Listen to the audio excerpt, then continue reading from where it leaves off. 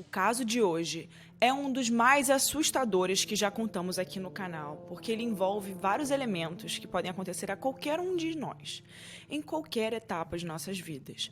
Ele abre os nossos olhos para o que pode acontecer caso a gente não se dê conta de que a gente, ou alguém que a gente ama, está tendo um problema, está desenvolvendo um problema mental.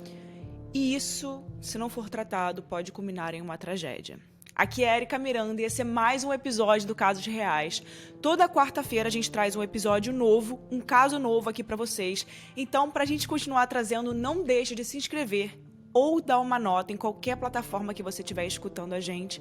Você consegue avaliar o nosso podcast. Isso é muito importante pra gente. E também, se você tá, escutando agora e se você tá gostando do conteúdo, não deixe de compartilhar nos seus stories e me marcar. O meu Instagram, eu vou colocar aqui embaixo, é @Erica com K, Mirandas com S no final. E, por favor, isso ajuda muito a gente, eu peço de coração pra vocês. E agora aí tem vinheta nova, espero que vocês tenham gostado da vinheta nova. Se não gostaram, falem também, que aí eu penso em mudar. Quero saber a opinião de vocês. E esse é o caso de Austin Harrouff.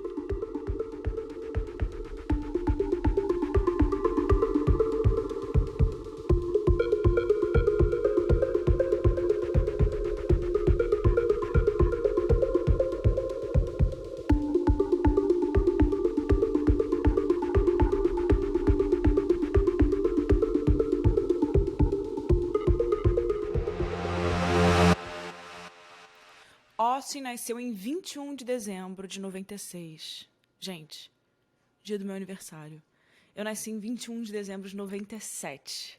Então ele é exatamente um ano mais velho que eu. Bizarro, né? Sim, gente, eu sou sagitariana, no dia 21 de dezembro. Bizarro, achei isso chocante. Enfim, voltando. O Austin nasceu em 21 de dezembro de 96. Os seus pais, um dentista e uma farmacêutica, tinham muito dinheiro. Então, o Austin nasceu e cresceu no condado de Palm Beach, na cidade de Júpiter, na Flórida, que é um paraíso dos ricos e famosos. Tipo a Ilha de Caras, sabe? Esses lugares assim, Angra dos Reis, esses lugares onde muitas pessoas com casas gigantes moram, casas muito ricas, né? Para se ter uma ideia, mais de 40 bilionários têm mansões nesse condado. Então, dá para entender mais ou menos como é que funciona por lá. O Austin, ele não era um dos herdeiros bilionários, mas não se pode dizer que ele não tinha uma vida confortável, né? Que ele não tinha ali ajuda financeira. Enfim, quando ele tinha 13 anos, os seus pais se divorciaram e ele e a sua irmãzinha Haley tiveram que se adaptar a uma nova rotina. Apesar de ser difícil para filhos pequenos e adolescentes ver os pais separados e ter que ficar indo e vindo de casas, o casal, o Harrouff, se esforçou para manter o Dia das Crianças confortável. Então, eles tinham ajudado as crianças nessa fase, porque é uma fase muito difícil para qualquer família. O pai até se mudou para um lugar próximo à casa da família para poder facilitar essa separação. E só restou às crianças a adaptação, já que nem adianta sonhar com a volta dos pais à vida de casados, já que tão logo eles anunciaram o divórcio, buscaram o amor em outras pessoas e em menos de um ano os dois já tinham novos parceiros. O trauma da separação dos pais faz com que muitas crianças e adolescentes se sintam tão mal que consequências como ir mal na escola ou desenvolver um comportamento agressivo não são consequências assim muito incomuns, são coisas que acontecem. Mas nada disso aconteceu com Austin. Ele tinha notas muito boas que só melhoravam com o passar dos anos e durante o ensino médio, a grande reclamação que tiveram sobre ele, foi que o técnico de futebol dele, de futebol americano, disse que ele não era agressivo o bastante para poder se impor no esporte, que é um esporte bem agressivo, né, gente? Enfim, só para vocês terem uma noção de como ele era, de como era a situação de vida dele, o background dele, No terceiro ano do ensino médio, o Austin fez aulas de lutas, artes marciais, e ainda assim ele não era brigão, não era agressivo. Não fazia parte do seu objetivo de adolescente machucar as pessoas A gente não precisa nem falar, né, a questão de lutas, artes marciais, que a pessoa quer ser agressiva. É simplesmente uma pessoa que não tem medo, se precisar usar essa força, saber como usá-la, e também não tem medo de impor essa força caso precise, tá? E principalmente no futebol americano, que é um esporte agressivo, então ele precisava ter mais essa força, sabe, de corporal. Enfim. Mas então, o que mudou? Por que eu estou trazendo essa informação para vocês? Enfim, ele foi aceito na faculdade de medicina da Florida State University e a família dele foi à loucura de tanta alegria. Afinal, medicina é difícil e concorrido em qualquer lugar do mundo. A família levou Austin até o campus, eles estavam muito animados naquele momento, e se despediu dele com tranquilidade. Eles estavam deixando no campus um jovem que nunca deu problema, que era responsável, tranquilo, só se importava em ajudar as pessoas. O que é que poderia dar errado? E vale abrir parênteses aqui, que nos Estados Unidos, normalmente, quando um jovem vai para a faculdade, ele mora no campus, ele não mora mais com os pais, ele mora sozinho no campus com outros colegas de classe. Os primeiros meses que ele morou no campus mostraram que nada poderia dar errado, porque tudo ia muito bem. As suas notas continuavam excelentes, ele começou a namorar uma menina tranquila como ele, e para substituir o futebol como esporte dele, ele acabou optando por se tornar bodybuilder. Ele tinha o físico para ser bodybuilder, né? Ele era grande, já tinha desenvolvido os músculos na adolescência com o futebol americano e com a luta. E acabou que o bodybuilding apareceu até como uma escolha normal, porque ele se identificava, ele gostava, ele tinha tudo, né, que precisava para isso. E seus perfis nas redes sociais davam dicas de atividades físicas e alimentação para quem se interessasse por essa área, e nada parecia estar fora, né, do normal. Só que em algum momento tudo pareceu desandar. Tudo bem, a gente sabe que quando as pessoas têm problemas, como ansiedade, depressão, um episódio de pânico pode acontecer. Mas não significa que ocorreu do nada, né? Nada é do nada. Alguma coisa fez com que aquilo acontecesse. Só que isso já está crescendo, né? Já está fermentando ali há um tempo. E por isso, para os amigos e familiares de Austin, o rapaz foi da água para o vinho, do mais absoluto nada mesmo, porque eles não viram nenhum sinal disso. Ele foi passar as férias de verão em casa, na Flórida, naquela região onde ele cresceu, e começou a agir de maneira muito esquisita. Ele disse à mãe que ia dormir na garagem e levou a cama dele para a garagem, porque o resto da casa estava cheio de demônios, segundo ele. Mas que ela não se preocupasse com isso. Ele ia ficar de vigília de 2 em 2 horas durante toda a madrugada. Ele ia bater nas portas dos quartos para saber se todo mundo estava bem. Enquanto isso, seu computador pessoal, no campus da faculdade, guardava informações bizarras sobre as últimas buscas dele, né, na internet. Ele digitou no Google coisas como: será que eu estou louco? Como saber se estou doido? E outras pesquisas similares que já mostravam que ele não ia muito bem aí nos últimos tempos. O Austin também mantinha anotações de mão, como um diário, em que ele claramente dizia sentir que não se encaixava, que seus colegas não gostavam dele. Em algumas mensagens ali, em alguns trechos que ele deixou, ele questionava a própria sanidade, se perguntando se isso acontecia porque ele era doido ou qual seria a razão por causa disso, né? Enfim, com os traços de ansiedade e depressão, o Austin começou a apelar para drogas, para poder fugir dessa realidade que dava medo para ele. Ele usou maconha, Molly e Vivance, que é um remédio controlado para o tratamento de déficit de atenção e hiperatividade, e que causa uma dependência muito rapidamente. E as suas escolhas para drogas, para entorpecentes, iam dos indicados para relaxar até os alucinógenos, passando por medicamentos tarja preta. Só que na casa dele, onde ele fazia essa vigília contra os demônios, nem a sua mãe nem a sua irmã sabiam de nada disso. Elas notaram que esse comportamento, né, era realmente muito estranho para ele, mas não tinham mais informações sobre o estado dele, sobre o que estava acontecendo. Então elas estavam só vendo o superficial. Poucos dias depois, durante essas férias de verão, o Austin foi até a casa de um amigo de infância e fez uma pergunta esquisita. Ele perguntou, abre aspas, em que ano eu nasci? Fecha aspas. O amigo respondeu, né, muito surpreso nesse momento, que tinha sido em 96. E Austin, feliz com essa resposta, virou as costas e foi embora. Só que esse amigo ficou preocupado. Você vai estudar em outra cidade, visita um amigo de infância, sem avisar antes que vai passar na casa desse amigo, e lá tudo o que você faz é perguntar o seu ano de nascimento, e do nada vai embora? Enfim, isso ficou ainda mais estranho. Então esse amigo foi atrás de Austin e convidou ele para passar o dia com ele e decide avisar ao pai de Austin que algo não está certo, né? E para melhorar a situação, para poder ver se as coisas podem melhorar, esse amigo convidou o Austin e outros jovens, todos amigos de infância, para irem para a praia. E o Austin diz que vai sim, mas só vai passar em casa antes para pegar uma coisa. E no que ele volta ao local marcado com os amigos, ele está vestindo uma camiseta de futebol de manga comprida e calças grossas de frio. Mas era uma praia, que ele estava indo para uma praia, então não fazia sentido. Nesse episódio, a sua irmã, a Hayley, também estava com a turma. E pelo que parece, a princípio, só ela e o amigo que recebeu a visita de Austin sabiam que ele estava estranho. Então, os outros começaram a zoar o Austin, falando das suas roupas, que não tinham nada a ver com a situação. E o Austin ficou muito enfurecido.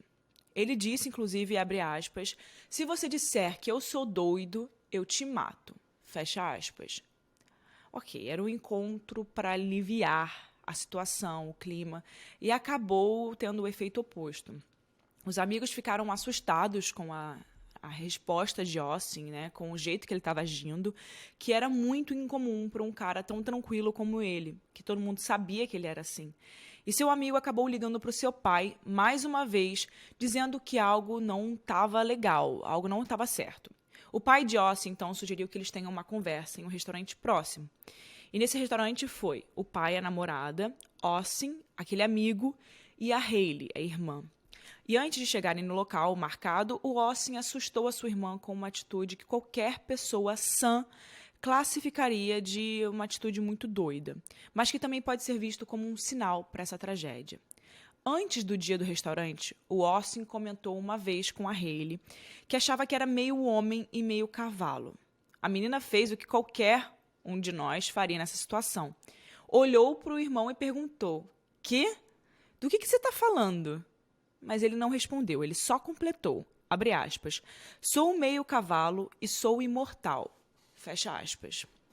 Aí, enquanto eles caminhavam para o restaurante, ele disse a ela que ia testar a sua imortalidade e ele se jogou no meio do tráfego, com carros indo e vindo, esperando que algum o atingisse e ele pudesse saber se ele era realmente imortal.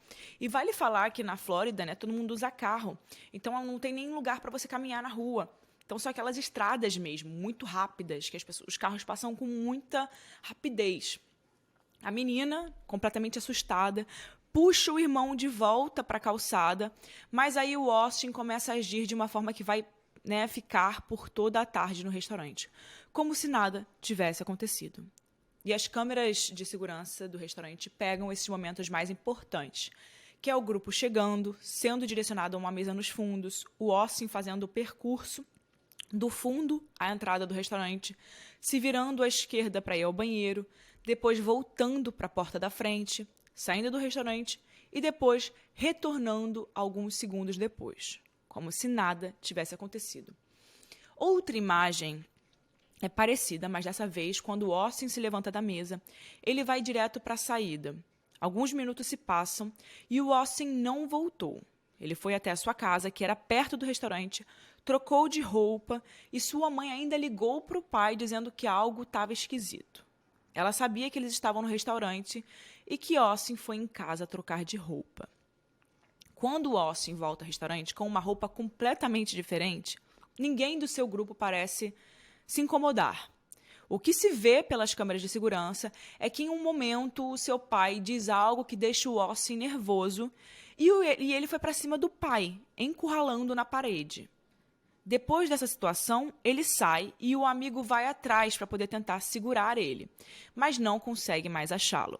A câmera de segurança do restaurante mostra que ele voltou alguns segundos depois, sem o Austin. E ninguém naquela mesa ou na Flórida inteira tinha a menor ideia do que viria a acontecer em seguida. Já era noite quando o 911 recebeu uma chamada vinda de um bairro aleatório, a 6 quilômetros do restaurante onde o Austin estava com o pai naquela tarde. A pessoa do outro lado da linha era Jeff Fisher, e ele pedia a ajuda do policial porque a sua vizinha estava sendo atacada por um homem dentro da própria garagem. Conforme o atendente do 911 fazia as perguntas clássicas, né? O Jeff disse que ele mesmo estava ferido no pescoço porque ele tinha ido tentado ajudar e foi esfaqueado. E ele estava sangrando muito. E no momento da ligação, o Jeff disse ter ouvido muitos gritos e a primeira patrulha da polícia chegou alguns segundos depois da chamada, porque enquanto eles estão no telefone, eles já mandam alguém, enquanto eles estão conversando, perguntando, tentando saber mais detalhes, já vai uma viatura da polícia enquanto essa ligação está acontecendo. 2 policiais, um homem e uma mulher, foram para a garagem indicada por Jeff, mas não viram a mulher atacada logo de cara. O que eles viram é até mais perturbador. No chão, um homem de 59 anos pedia ajuda. O seu nome era John Stevens III. Em cima dele, um jovem puxava o seu rosto, tirava lascas das suas bochechas e comia. Os policiais estavam armados, mas a policial que tinha a melhor visibilidade da situação, ela não podia atirar em Austin, porque ela corria o risco de que a bala passasse por ele e atingisse John, a vítima, o que certamente iria matá-lo. O policial, que estava perto o suficiente de Austin, disse que ele iria dar um choque no jovem, mas quando ele fez isso foi a mesma coisa de não ter feito nada. O Austin continuava arrancando um pedaço do rosto de John, como se esse choque não tivesse nem feito uma cosquinha. O policial, então, tenta chutá-lo na cabeça e tirá-lo dali, de cima da vítima, que naquele momento já não conseguia nem mais pedir ajuda. Mas nada que ele fizesse era o suficiente. O Austin não saía dali e parecia nem perceber que 2 policiais armados estavam tentando contê-lo. Ele estava muito focado em comer o rosto de John. E quando a segunda viatura chega, a coisa fica ainda mais bizarra, porque os policiais da segunda viatura tinham cachorros. O policial, que tentou tirar o Austin de cima de John, gritava para que eles liberassem o cachorro em cima de Austin, e lá foi o cachorro, exatamente para o que ele foi treinado. Ele mordeu o braço de Austin para tentar imobilizá-lo e puxou o seu braço para trás, tirando o braço de perto do rosto da vítima. Geralmente, os cachorros da polícia, que na Flórida são chamados de K9, eles chegam para poder impedir qualquer ação do criminoso. É legal a gente falar que os doguinhos eles não chegam mordendo para tudo quanto é lado, como se fosse um ataque aleatório, né? Como seria normalmente um ataque de cachorro. Eles pegam especificamente no braço, perto do cotovelo, porque assim eles conseguem parar a pessoa, deixar a pessoa que está cometendo o crime sem ação. E aí a polícia pode ir e efetuar a prisão. Há relatos de pessoas que tiveram que ser contidas por cães de polícia e que chegaram a perder partes do braço, ou até o braço todo, por causa da força e do foco da mordida, graças a esse treinamento que os cachorros passam. Mas com Austin, mais uma vez, não aconteceu nada. Os policiais da cena disseram que o cachorro mordeu seu braço, jogou-o para trás, ainda com dentes do cão no seu braço. Ele se desvencilhou, rasgando a pele para continuar a comer o rosto da sua vítima. Então a pele dele já estava indo e ele estava continuando. E isso aconteceu mais uma vez. O cão recebeu um novo comando, mordeu o braço de Austin, trouxe Austin para trás de novo e de novo ele conseguiu sair dessa mordida, não importa o quanto ele estivesse se machucando, né? Machucando o próprio braço. Parecia que ele estava em transe, e realmente é o que parecia. Ele nem se dava conta de que um cachorro estava tentando contê-lo. Na terceira vez, o comando foi ainda mais duro, e o cachorro K9 mordeu e não iria mais soltar. Ele não só afastou o braço de Austin, mas fez com que ele finalmente caísse de costas. Nisso, o policial que chegou primeiro e o acertou com a arma de choque, ele colocou o seu pé na cabeça de Austin, que ficou presa entre a bota e o cimento do chão da garagem. E com certa dificuldade, ele conseguiu, finalmente, algemá-lo. Nesse momento, Austin implorava para que o policial o matasse, dizendo, Abre aspas. Me mate, me mate, me mate. Eu estou comendo o rosto de pessoas. Fecha aspas. E finalmente contido, ele disse aos policiais que tomou algo venenoso na garagem da casa e foi levado ao hospital antes de ser levado à delegacia. Mas antes da gente ir para essa parte, eu sei que você deve estar se perguntando, mas Érica, cadê a mulher sendo atacada na garagem que o homem do telefonema, da ligação, falou, né? Cadê o homem do telefonema? Pois é, senta lá, que vem a história. Minutos antes dessa cena horrorosa acontecer, o Jeff, o cara que ligou para a polícia, ouviu um grito de mulher e logo percebeu se tratar da sua vizinha, a Michelle Michincon, de 53 anos. A Michelle tinha o hábito de se sentar em sua garagem para tomar ar fresco e relaxar. E era exatamente o que ela estava fazendo. Nos Estados Unidos, as pessoas têm esse costume de deixar a porta da garagem aberta, a porta de casa assim aberta, não é incomum, porque é tranquilo, né? E aquela garagem para Michelle era tipo um santuário, um cantinho dela. Ela abria o portão, acendia a luz e se sentava por lá nos finais de tarde, só para curtir a vida dela. E geralmente o seu marido, John, se juntava a ela, mas aquela noite ele foi passear com o cachorro. E por isso, por um intervalo bem curto de tempo, a Michelle estava sozinha. E quando o Jeff ouviu o grito de Michelle, ele saiu correndo para poder ajudá-la. Ele não conseguiu ver, logo de cara, o que tinha acontecido com ela, porque os 2 carros do casal estavam estacionados na garagem, tampando a visão dele. Só que quando ele conseguiu ver de perto, ele viu que tinha um homem batendo em Michelle violentamente. E esse homem dava socos nela sem parar. E pelo tamanho do rapaz, ele assumiu que não daria tempo de chamar a polícia. O jovem era muito grande e Michelle era muito menor. E ele estava com muita raiva, muito enfurecido e realmente fazendo alguma coisa ali de violência gratuita para ela. Então o Jeff, que também é um homem grande, se aproximou e tentou tirar o jovem de perto de Michelle. Ele começou uma luta corporal com o Jeff, que levou um soco, revidou e por alguns segundos ele conseguiu se desvencilhar do Austin. O Jeff sentiu uma dor esquisita, ardida, cortante, que não se pareceu com a dor de um soco. E nesses segundos em que Austin saiu de perto dele, o Jeff olhou para sua camisa e viu que ela estava encharcada de sangue. Ele colocou a mão no seu pescoço e sentiu não só um, mas vários cortes. E ele reparou que o agressor tinha uma faca entre seus dedos. Temendo pela sua vida, o Jeff, que já não era muito jovem, ele saiu correndo para a casa dele. Ele saiu e foi embora, sem olhar para trás. Ele não se atreveu a tentar checar se estava sendo seguido, mas ele não precisava checar, porque o Austin não foi atrás dele. O que não era uma boa coisa, né? Enfim. Jeff disse que Michelle estava viva quando ele tentou impedir as agressões, mas ela parecia inconsciente, e foi o que ele disse à polícia na ligação do 911. Michelle foi espancada até a morte por Austin, que no depoimento que ele deu para a polícia, ele diz que não se lembrava de ter agredido Jeff ou John, mas que ele se lembrava de ter agredido Michelle. E o que ela fez para deixá-lo tão descontrolado? Quem era Michelle na vida de Austin? Todas essas respostas viriam à tona 11 dias depois do ocorrido, quando ele se recuperou completamente de um coma. Pois é, lembra que ele tinha dito à polícia que tomou algo venenoso? É possível que tenha sido algum material de limpeza ou outro agente químico que estava na garagem. Isso o envenenou e deixou ele em coma por 11 dias. Quando ele acordou, ele viu aquele mundo de policiais e investigadores ao redor da sua cama de hospital. O seu braço estava preso, atado à maca, com uma algema, e ele não entendeu, no início, do que aquilo se tratava. E quando ele estava oficialmente dando depoimento, ele deu umas explicações muito esquisitas para os investigadores. O Austin disse que da última vez em que ele saiu do restaurante, ele se deparou na rua com uma figura enorme, tipo uma sombra, com um esvoaçado branco no lugar do rosto. Ele ficou aterrorizado com essa imagem, saiu correndo e correu tanto que acabou indo parar no bairro onde Michelle e John moravam, a 6 quilômetros de distância do restaurante. Ele sentiu que essa figura estava perseguindo ele quando ele viu as luzes da garagem acesas e foi pedir ajuda à senhora que estava ali, que no caso era Michelle.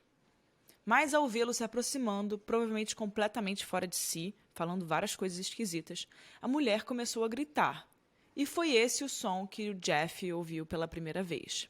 O Austin então pensou que Michelle era uma bruxa e que ela estava junto com essa figura sombria que estava perseguindo ele.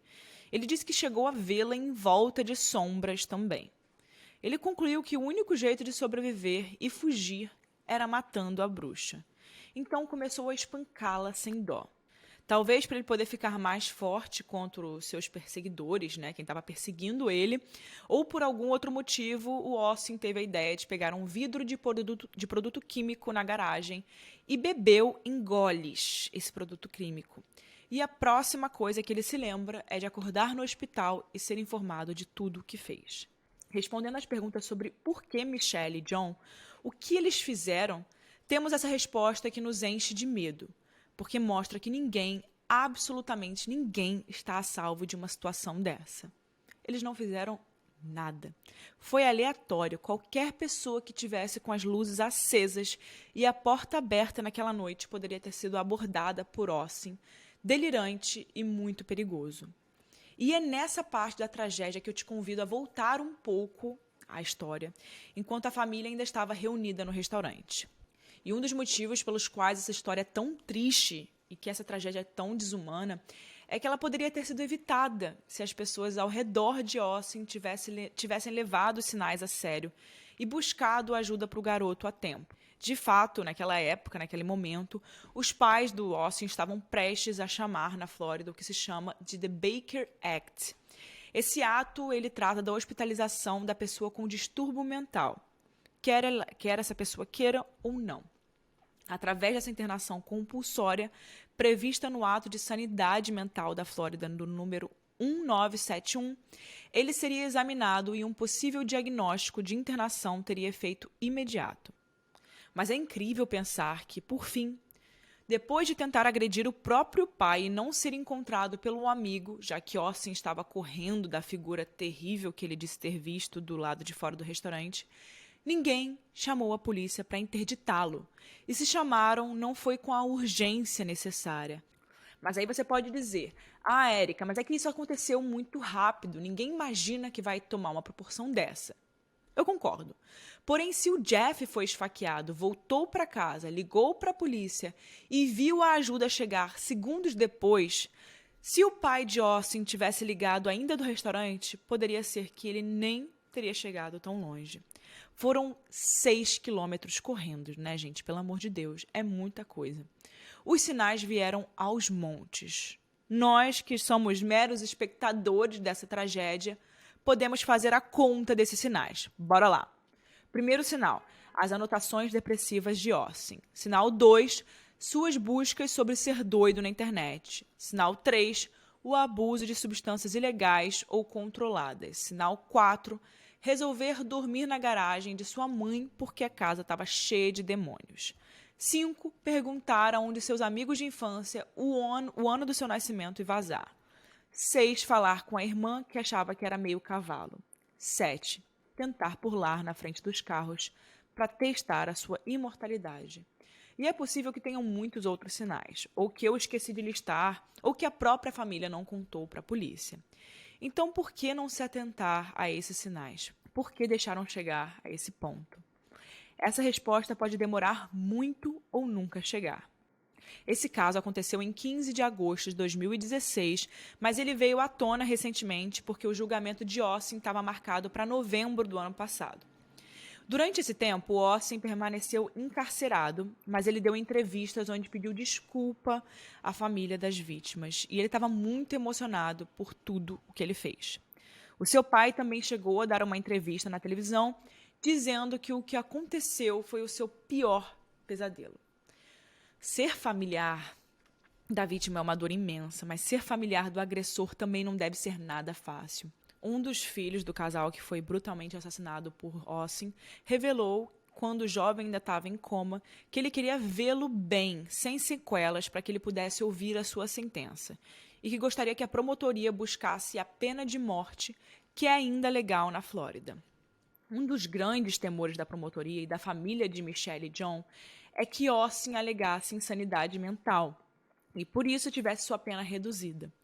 A mídia foi atrás de muitos especialistas para saber o que eles achavam, se insanidade cabia na tragédia da defesa, e muitas versões diferentes foram ouvidas. O relatório oficial do psiquiatra forense Gregory Landrum, baseado em uma avaliação de Austin no final de 2019 e liberado para a polícia em fevereiro de 2020, mostrava que essa era a única alegação possível para a defesa, a de insanidade mental. Nesse documento, o médico conta que, um dia antes dos ataques, o Austin estava passeando com seu cachorro e começou a correr sem parar, muito rápido, porque ele começou a se sentir, abre aspas, meio homem e meio cachorro. Depois disso, ele foi com seu pai em uma exibição de armas, e lá ele encontrou um vendedor de facas e disse a ele que precisava de uma para poder se proteger de espíritos malignos que o perseguiam. E foi assim que ele conseguiu a arma da agressão a Jeff. O relatório é bem certo na parte em que ele descreve como Austin se sentia em relação aos animais e sua conexão com eles, a ponto de achar que era meio cachorro ou meio cavalo. Nos exames feitos depois da prisão de Austin, quando ele ainda estava em coma, a única substância encontrada foi um dos princípios ativos da maconha, mas em baixíssima quantidade. E todo o resto de coisas que foram encontradas no sistema dele foi aquele líquido que ele ingeriu na garagem ou os medicamentos que ele tomou durante o coma. Em outras palavras, o Austin estava sóbrio quando ele fez o que fez a John e Michelle.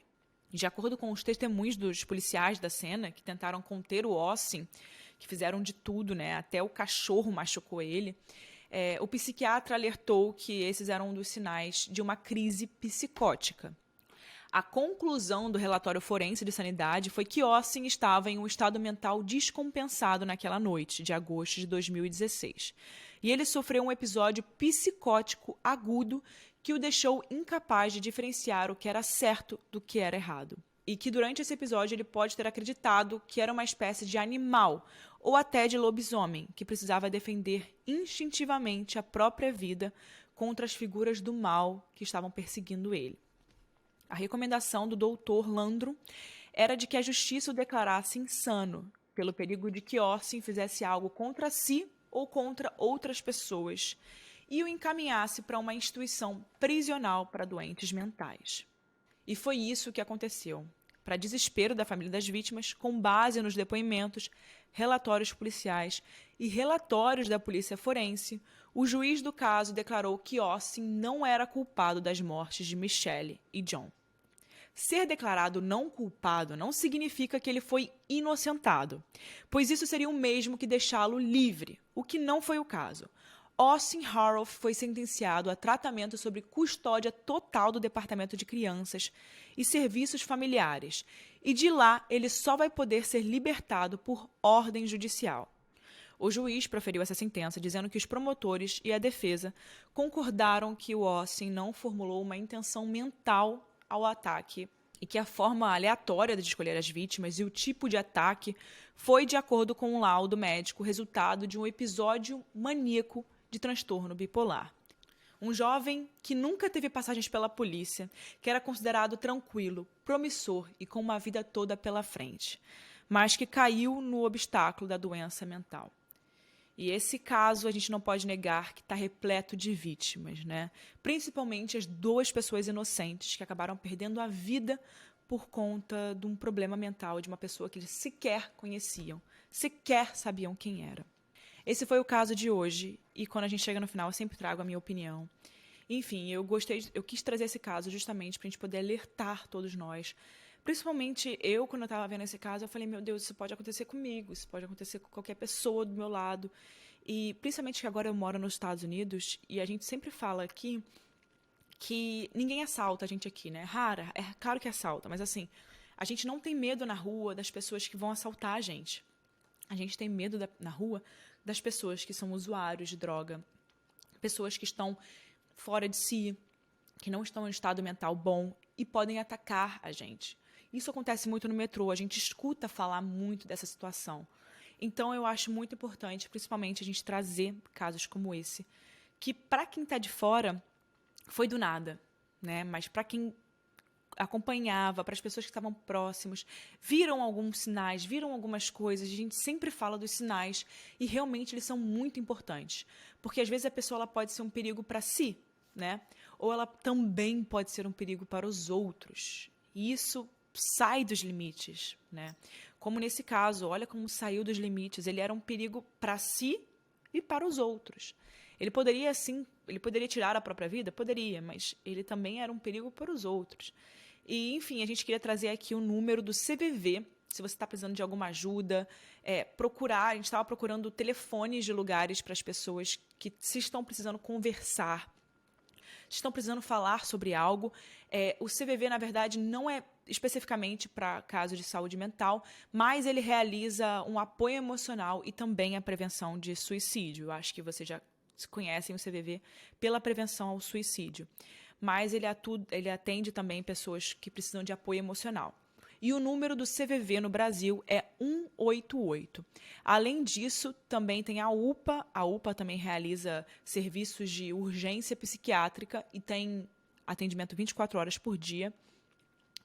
O SAMU, onde quer que você esteja, você consegue ligar para o SAMU, que também presta serviços de urgência psiquiátrica. Atendimento 24 horas por dia para casos muito graves e que ocorra risco de saúde. Então, num caso extremo como esse, se fosse no Brasil, eu acho que talvez a gente ligaria para o SAMU, que é o número 192.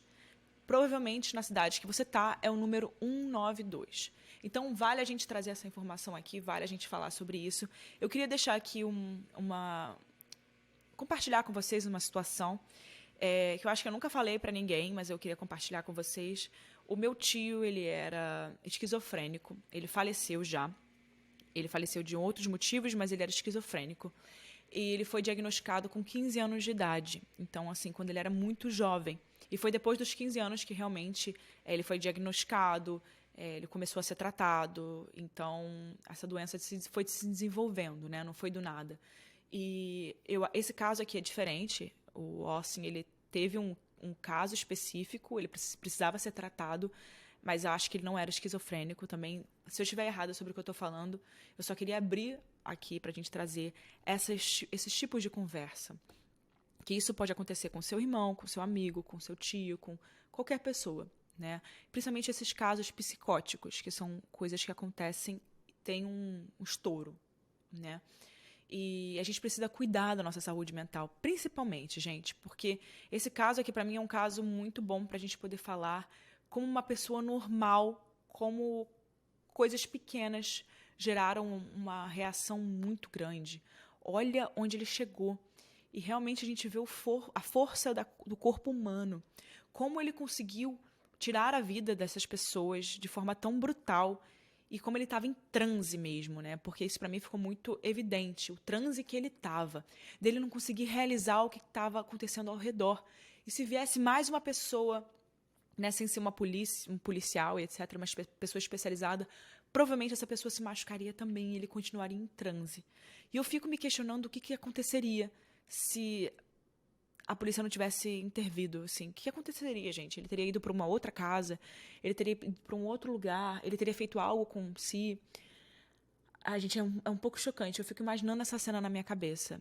Essa cena deve ter sido muito difícil para quem estava lá, para quem viu, para quem presenciou e principalmente para as pessoas que realmente foram vitimadas. Eu entendo que a família das vítimas realmente queira ele com pena de morte, mas nesse caso é muito claro que ele não estava bem da cabeça. Não é um caso de insanidade mental, que a pessoa criou essa insanidade mental para poder não ser preso, para não ir para prisão perpétua, para não, sabe? Realmente ele fez isso porque ele não estava bem.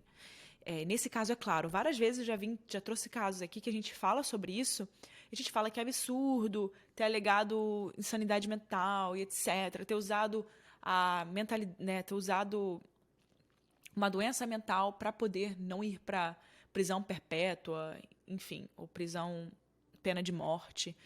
Mas nesse caso, realmente, ele fez isso por causa da situação que ele estava. Ele não tinha nenhuma outra razão para fazer isso, infelizmente. É triste, muito triste, porque de um dia você pode estar no lugar errado, na hora errada, porque a pessoa errada está passando. É muito doido isso. Mas, enfim, Essa é a minha opinião. Quero saber a opinião de vocês. Deixa aqui embaixo, que eu sempre boto um box de informações aqui que você consegue me responder o que você achou desse caso. E vejo você na próxima quarta-feira com mais um caso aqui no Casos Reais.